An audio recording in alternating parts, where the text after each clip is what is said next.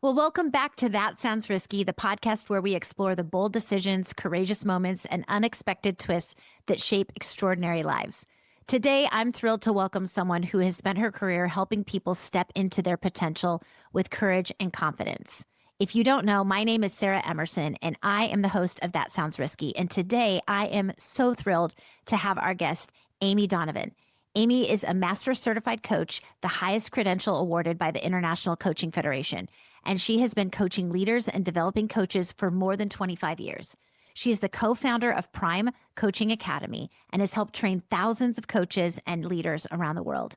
Amy is also the co-author of Who's the Boss? Confront the Elephant in the Room, a book focused on helping leaders navigate difficult conversations and create healthier workplaces. And what I admire about Amy most isn't that she just loves coaching. I do admire that. And she models courage. I admire that also. But it's because she's invested her life in helping people ask better questions, lead with authenticity, and make decisions that align with who they truly want to become. And most of all, I admire Amy because Amy's my coach. For those of you that don't know that, I have a coach and I will always have one. And Amy is that coach who's helped me over the last 6 years. I can't even believe that it's been that long. But over the last 6 years, Amy and I have been working together, and she has seen me transition from different careers to creating my business, to continuing to build into the next version of who I am, and even into starting this podcast. So I am so honored today to have Amy with us. Amy, thank you for being here. Thanks for having me, Sarah. And I've also watched you turn into a magnificent coach yourself. So I've had a front row seat to that.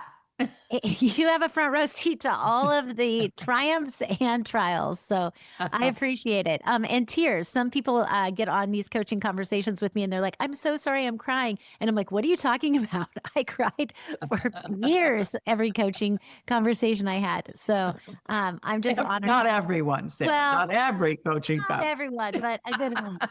But I'm so honored to have you with us today. Thank you. So Amy, as we start here, I would love for you just to tell everyone, when you hear the phrase, that sounds risky, what comes to mind? What comes to mind for me is what almost every client I've ever coached says to themselves before they're ready to step into their next iteration of their lives, careers, whatever it is. This is the little story we tell ourselves before we're ready to emerge into what's more authentic for us, what's more aligned with our reality. Absolutely. I know for me, that's the thing that always stands out to me is that's the little voice in our head. Yeah. And it's the moment that we get to choose. It's like that crossroads Yep. that we get to choose. Which way am I going to go? Am I going to take the risk and see what's possible, or am I going to stay where I am? And neither are wrong. There's opportunity in both, but it's definitely that crossroads. And so I agree. So was there ever a moment in your life when someone looked at your decisions and said, or at least probably thought, "Ooh, Amy, that sounds risky"? Yeah, probably every decision I've ever made. Yes, many times. Yeah. And with that, when you did that and you thought that, what was probably the first thing that came to mind? Yeah, the first thing when people say that, or they kind of exude that energy towards me, is always, oh, am I making the right decision? Mm-hmm. Right? So that split second of self-doubt. And, I'll just give you a quick example. When I decided to become a coach, this was in the early 1990s. Like, that's how long I've been doing this. And nobody knew what coaching was. I mean, I was one of the first 150 coaches in the world, literally, and in North America. So when I started telling people this is what I wanted to do, what I first did was select people that I thought would really support me. Mm-hmm. And what I got instead were people who were afraid for me. And because I was leaving a lucrative business that I was a partner in, a corporate communications business, I was just in my early 30s. I was doing really well. And it was kind of like, what? You're gonna what? Yeah. Why? What is that? Yeah. And what is this thing? And then, of course, if you've ever tried to explain what coaching is to people and really capture the full depth of it, you just sound like a nutcase. So Absolutely. essentially what I had was a lot of people who were afraid for me. And so what I found myself doing was managing everybody else's fear and then trying not to add to my own. Yeah. And it's hard to not allow other people's fear to become our own. It's very hard. This is one of the beauties of coaching, because we remain as objective as possible in coaching. We're trained to do that.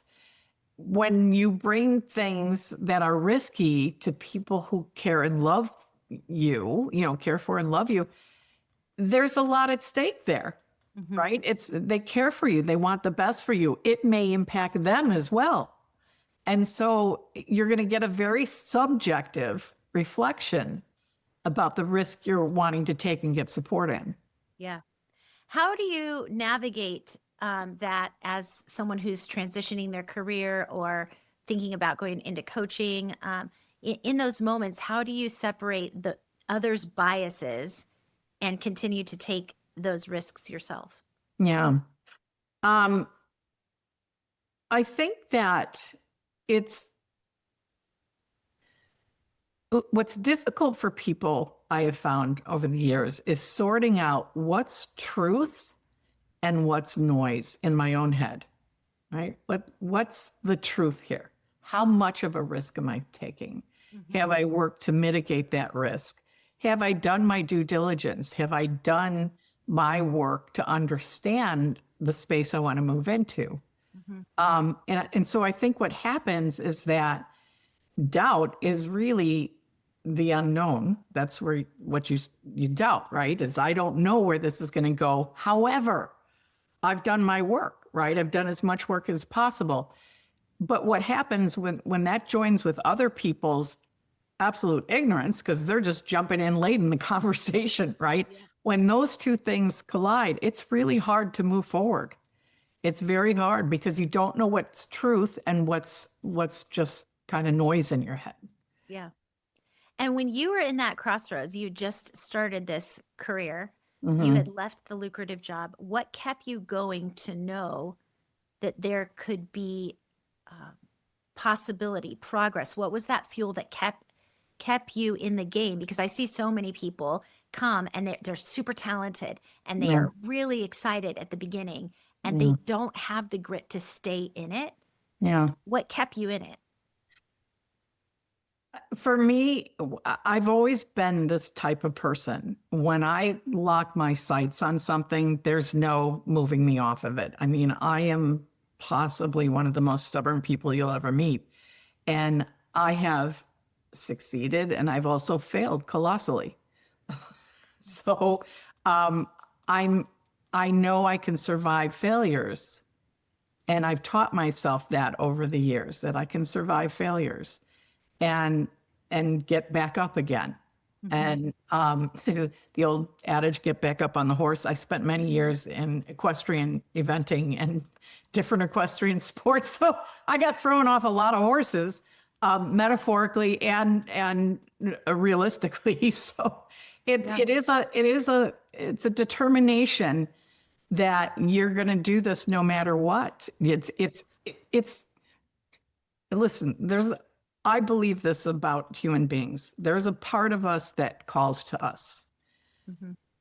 And we argue with it constantly. It'll say, hey, take another look over here. No, I couldn't. You can't make a living doing that. No, really, take a longer look over here. This could be interesting. No, I can't. Everybody will think I'm crazy. Yeah, this is all going on. Either one of our shoulders, right? The angel and the devil on our shoulders. Yeah, and we don't know how to sort out what is a true voice that's really calling to me.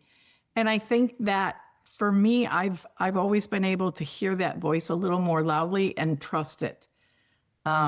Because again, the trust comes from knowing that you can survive a failure and that in the failure are multiple gifts.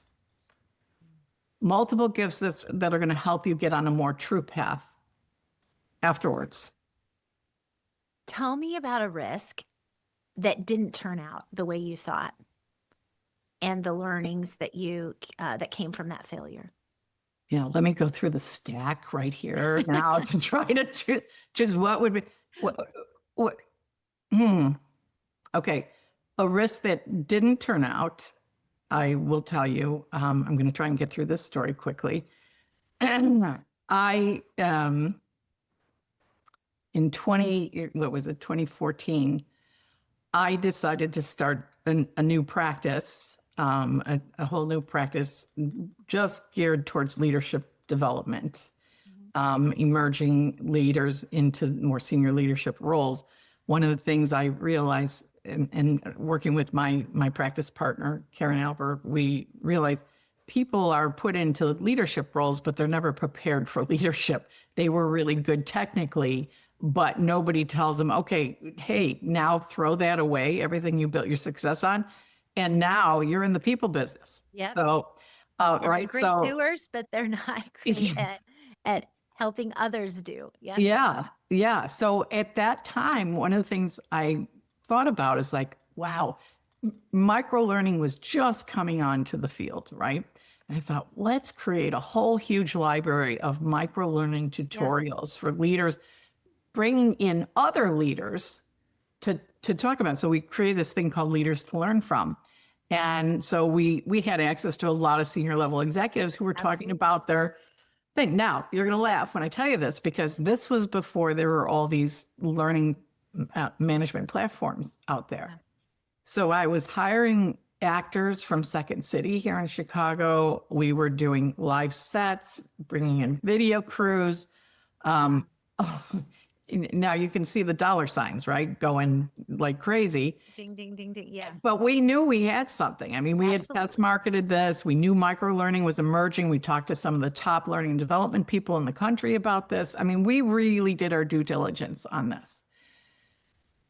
Fast forward, keep going, keep going, keep going. We developed this whole thing. We've got these things going. We're getting some traction on it.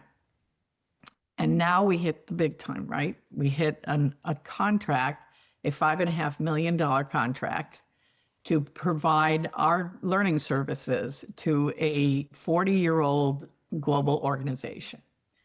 And the contract was signed, sealed, and delivered. And I had literally bet the house on it. Like, I threw a lot of money. I was the primary investor in this.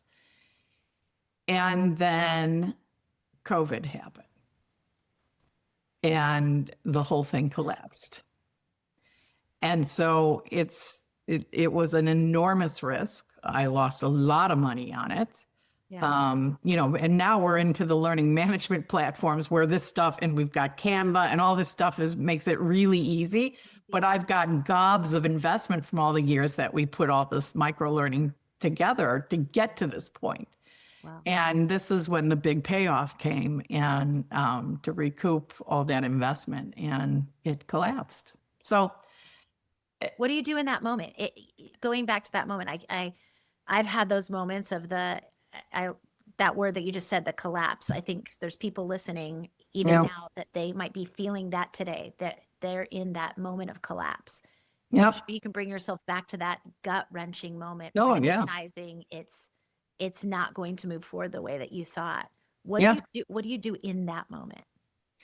So, well, let me add two other pieces to this. I was also in the middle of a divorce after 33 years of marriage.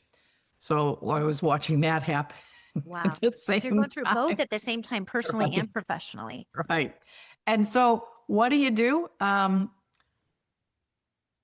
I'll tell you what I did. I headed for the woods. Like, I hiked 7 to 10 miles every single day, just trying to sort this out within myself.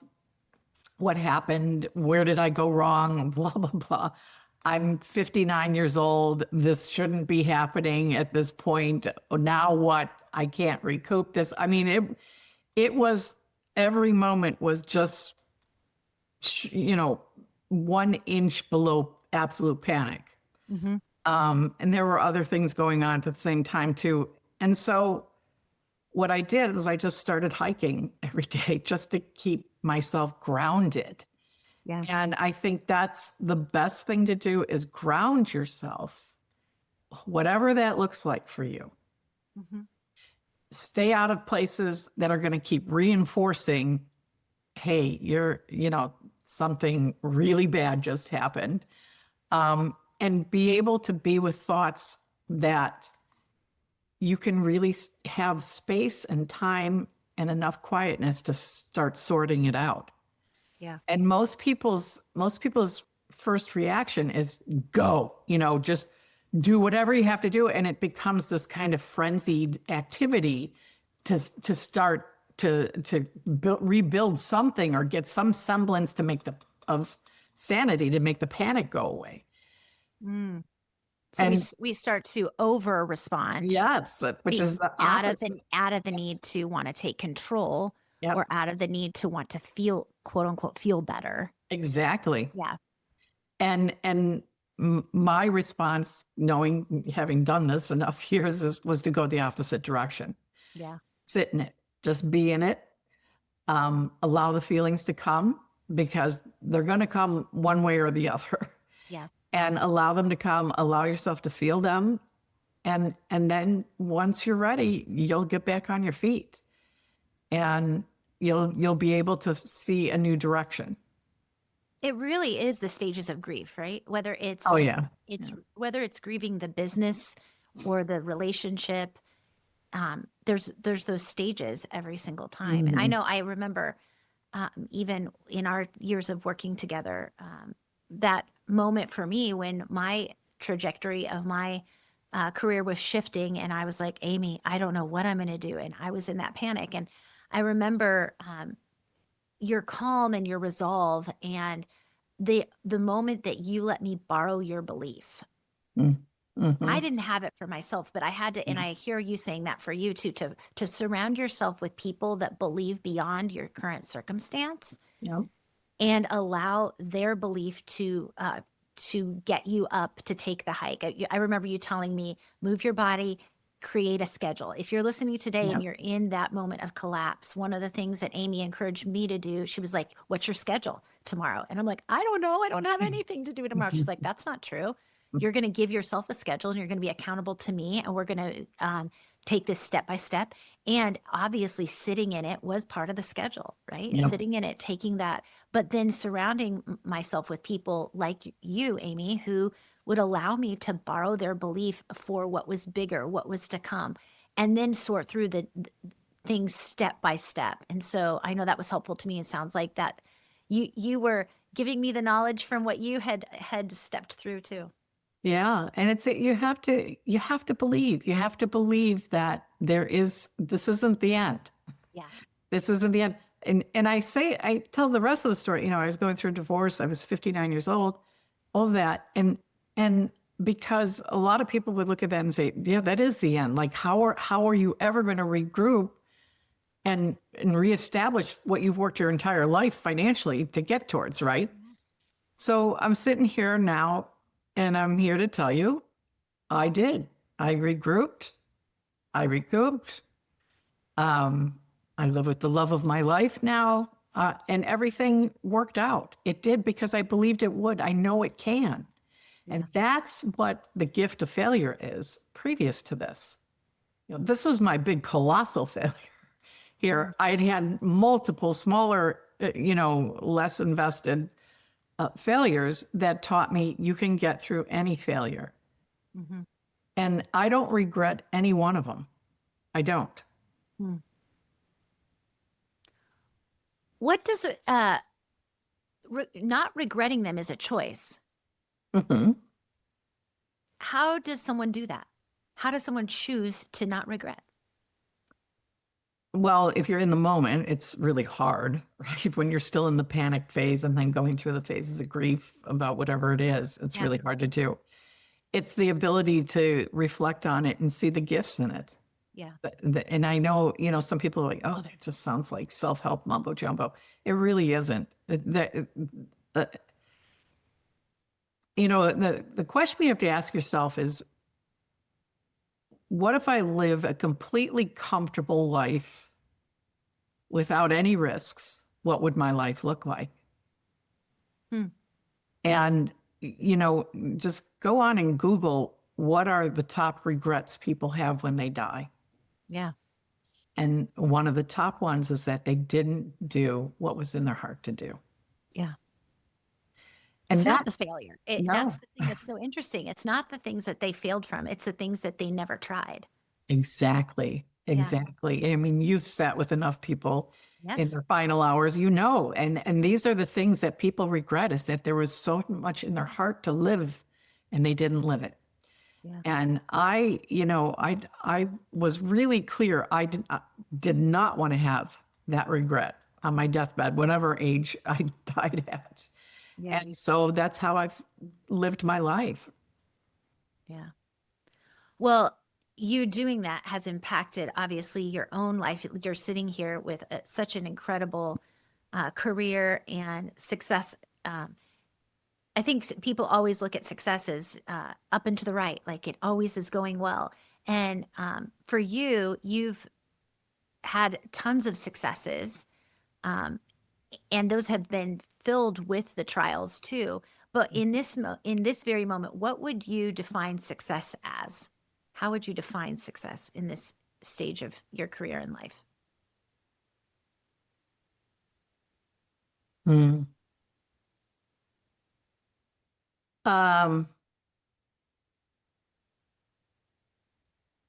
Well, I have a t-shirt made for myself Oh, really? Tell me. recently. Yes. And it says, just say yes to the whole catastrophe. I love it. That to me is success. Your ability to say yes to yourself, no matter what, right? And yeah, there's some really stupid stuff I said yes to too. But for the most part, I've never regretted saying yes. And yes, it is the whole catastrophe of life, right? Life is Yes. catastrophes and beauty and wonderful and awful. And it's all of it. And I think to me, success is to be able to say yes to all of it, accept it, and make it part of who you are, the fabric of who you are. Yeah, I love that. And that choosing that the catastrophe, no matter what it is, that there's beauty within it and you can move forward. Absolutely. Absolutely. You have worked with some of the most interesting and successful and just brilliant people, coaching them around the world. And so I would love to have some time here where we can gain some knowledge of the people that you have worked with. And I'd love to hear, given that you have coached leaders at every level, and I mean every level, what do the best leaders have in common? Mm-hmm. I'm going to start with humility. And I lead with that for a reason. Come back to that. But humility would be the first thing on the list. The second is to be self-reflective. They understand and know themselves. They live their life and their careers and the way they lead as well, true to who they are, because they know who they are. Mm-hmm. It's never, their integrity is never at question because they know what their integrity is. It's not adjustable. It's not flexible. It's not malleable depending on the situation. They're true to their own integrity. Those would be the top things. Yeah. No, I think that integrity and humility is so important. And it doesn't matter what industry you're in. You find that as I work with leaders now all over, I find that it doesn't matter what industry they're in, whether it's at an executive level or if they're a creative, they're an entrepreneur, they're successful in many different ways, that humility and the integrity piece. And we know for people listening right now, I want you and I've had conversations about this many times, but what does living in integrity and living out of integrity look like? Yeah. You had a term early on, I think when you were introducing me or we were talking earlier on about authentic leadership, right? And we use that word authenticity a little too loosely. I really believe authenticity grows as we grow. And the definition of what's authentic to me, what we thought we were authentic at 17 when we were being cool and doing cool 17-year-old things, right? Which is different than our authenticity at 45. Yeah. So authenticity grows as we grow. But to be in integrity means that it goes even beyond authenticity, more into the core of who we are. This part of ourselves that came into the world when we did, right? Yeah. That is always with us. That is always calling us to our highest self. That is always reaching for more aliveness. It's our allegiance to that. Yes. I think that's most important. And would you agree that when we feel that chaos, I'm not talking about the wonderful catastrophe of life, but that chaotic part of our leadership or our personal life, that we can come back, and I never like to say always, but a good amount of the time we can come back and recognize that there's some portion of our life where we're living outside of that integrity when that chaotic feeling is happening, or when we see that chaos happening? Yeah. I do. That's part of our evolution as human beings, is when we drift away from who we are. And part of our thing is finding our way back, right? Yeah. Finding our way back to a new iteration of ourselves, wherever we went when we drifted away from ourselves. Yeah. So I think, one of the things I often say to my clients, because sometimes they do have regrets, I work with people who make really hard decisions that affect and impact a lot of people. Right. And they live with that, right? And then on top of that is the liability of the enterprise that they live with, that they carry. And that puts a lot of strain on us, living into our true nature. And I think that one of the things we all need to give ourselves the room for is that there's going to be times where we are not who we are, which helps us get closer to understanding who we are. I hope that makes sense. So No, it does. we live who we're not, which helps us learn who we are. And how is coaching helpful to that evolution? So I'll go back to what I said about sorting out what's truth and what's the noise in our head. I think in coaching, what we're trained to do is help people do just that, to gain more awareness about what is really true for me versus what am I conditioned to believe, what are adaptations that I developed in different seasons of my life that no longer serve what's going on right now, but I've dragged them forward into this. Yep.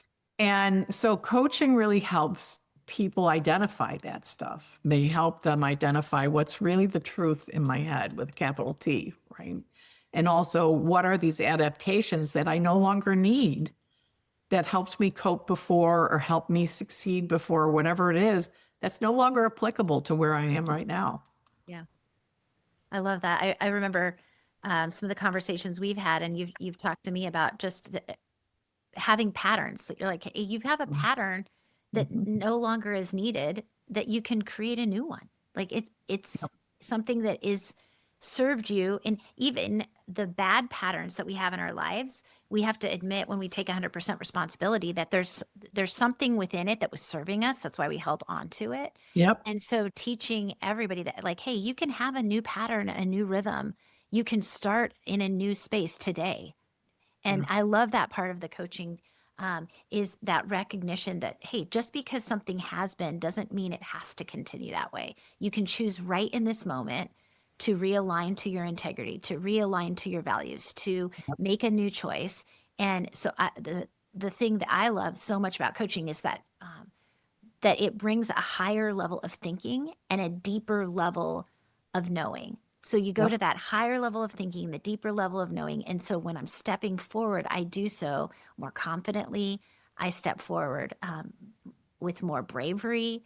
And you've been a huge catalyst in that for me and for so many others. So I'm grateful. Yeah, definitely. I could sit here and talk to you literally all day because we do that. One fun little behind the scenes thing, Amy and I, for those of you that are listening, Amy and I coach together. We met on a coaching call. She's a coach for another organization that I ended up going through, and I met her on the call. And on the call, we realized that she lived in Batavia and I live in Geneva. So if you're around Illinois, you know that that's pretty close to each other. And there were people literally from all over the world on this call. And so the fact that she lived just not very far away, and she was the teacher on this call. And she had said that she didn't take many new students. Well, that didn't stop me. And when Amy said that she has grit, that's one of the things that her and I align with. So I messaged her and I was like, I know you're not taking new students, but you're going to take me. And here's why. And I appealed to her as to why she needed to take me on as a client and a student. And she graciously did. But we coached together for a couple years before we ever met in person, which was really incredible when we finally got to meet in person. And we've done that multiple times now. But Amy, when you're taking on a new student, when you're taking on somebody new, tell me a little bit about those moments where you're like, okay, I work with tons of different people. You have this woman who's like, please, please, please help me.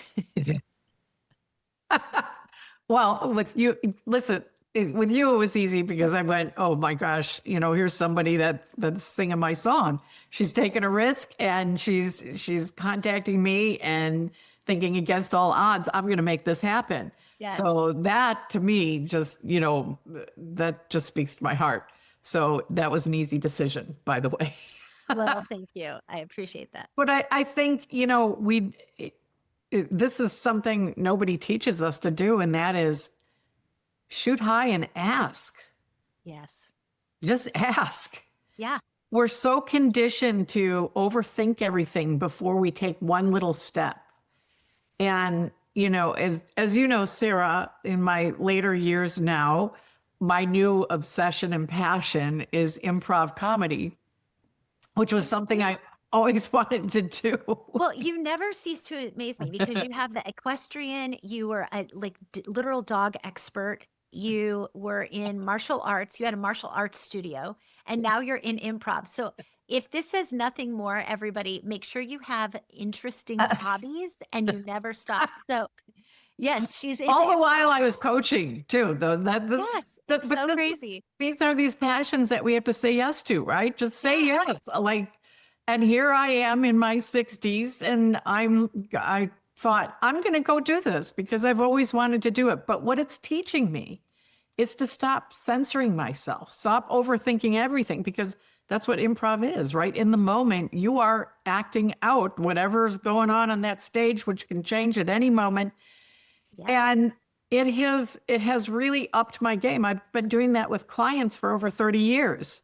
Mm-hmm. However, when it comes to me, my own vulnerability, and you're standing in front of a theater full of people and it's like, go, and then you're just making it up.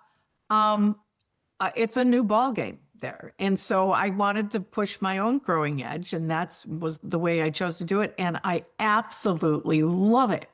So, because it really does make me stop censoring myself. There's no time to question yourself. You are just in the flow, and it's in connection and partnership with others. Yeah. And so it has taught me so much more than I already had coming into it. So I forgot the question, but that was my answer. What was the question? No, that is a perfect answer to the question. And what I love to know too with improv, obviously that correlates to real life too, in the stop saying no to things, stop questioning yourself. Yeah. Yes. But for you in leadership or in life, what would you say to somebody who's in that crossroads where they're questioning themselves or they're questioning, should I take that next step? Yeah. And what I tell my clients, there's a part of you that's already made the decision, or we wouldn't be having this conversation. So what is that decision? And it's always that they want to do it. I love that.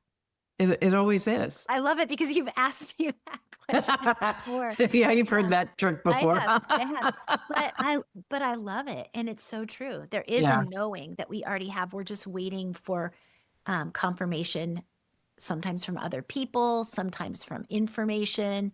Yeah. We're continuing to want to gain more of the outside. Really what it is, we're wanting to gain that outside security. Yeah. Before we take the step. But most often that confidence or that security isn't going to happen without the courage. Yeah. So would you agree that courage comes before confidence? No. No. Okay. No. So if you're waiting to get the confidence to do things, that comes post doing it. Right. That's what I mean. Like you have to take the courage. Yeah. You have to have the courage to say yes before the confidence will. Yeah. Oh, I'm sorry. I thought you said the opposite. Yeah. No, you have to. And there's, it's a, leap and hope the net appears. Yes. And if it doesn't, know that you can bounce. Exactly. I love that. Leap and know that that the net is there. And if it doesn't, you can bounce. I just stole the net thing from Julia Cameron, by the way, from The Artist's Way, the book. Yeah. That's okay. I need to give attribution. No, I appreciate that. That's good. Yeah. Yeah. What's a risk that you have taken and leaped, knowing that it was there and it went well and you were so excited about? What's one of the risks that you're like, I'm really glad I took that? Well, I got a lot of those too, but I'm going to say coaching, right? I mean, I was young. I could have absorbed failures a lot better at that age. But I took a huge risk. My communications business was very successful at the time when I made this decision. And as I said, I was in my early 30s. However, I look back now over the past 33 years, I think it is now, and say, what would my life have been if I would have stayed in that? Because I wasn't happy. My partnership wasn't strong, and I was in a business partnership that wasn't strong.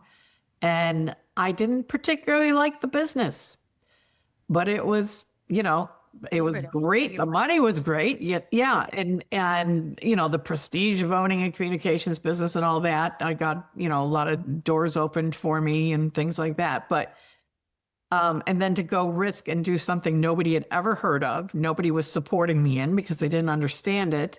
Right.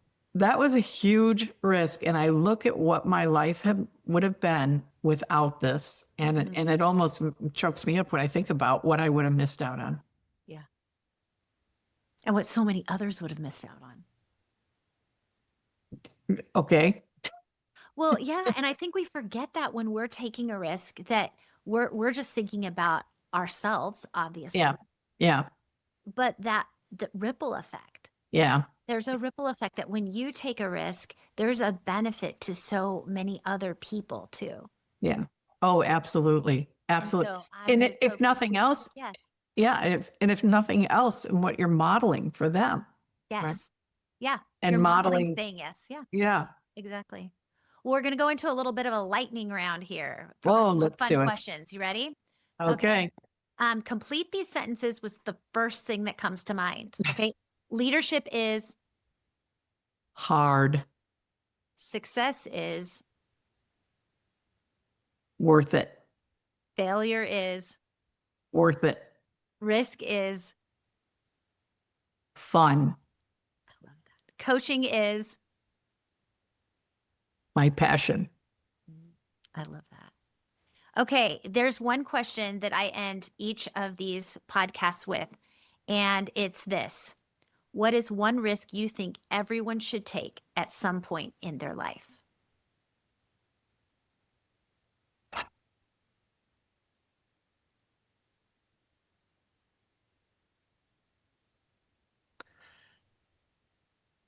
To participate in reality fully.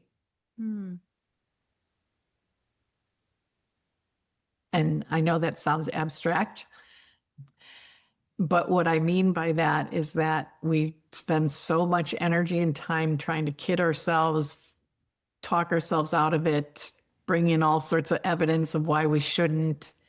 But the reality is still there that this needs to be experienced. There's a part of you that wants to be in it. It's not going to be comfortable, but you do it anyhow. And that's full participation in the reality of what's calling to you. I love that. Thank you. Also, tell us a little bit about Prime, what you're doing now, and how people can connect with you in online or with the Prime community. So Prime Coaching Academy is an accredited coach training organization with the International Coaching Federation, and we train both level 1 and level 2 programs for coaches to get certified by the International Coaching Federation. And so Prime is a passion project for me. I've written multiple other programs for other organizations and universities. This one is my magnum opus.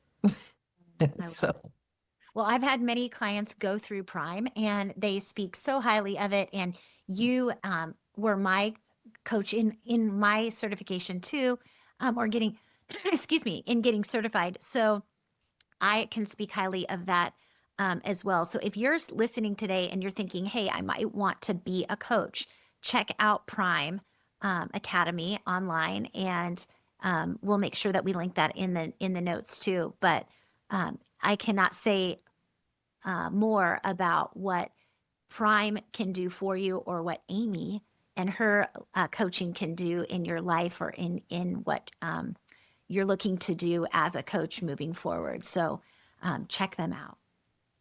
Thank you so much, Sara. Yes. Amy, thank you for being here with us today. And thank you for being with me in my life and in my business and in my journey. We really appreciate your time and your knowledge and the risks you've taken.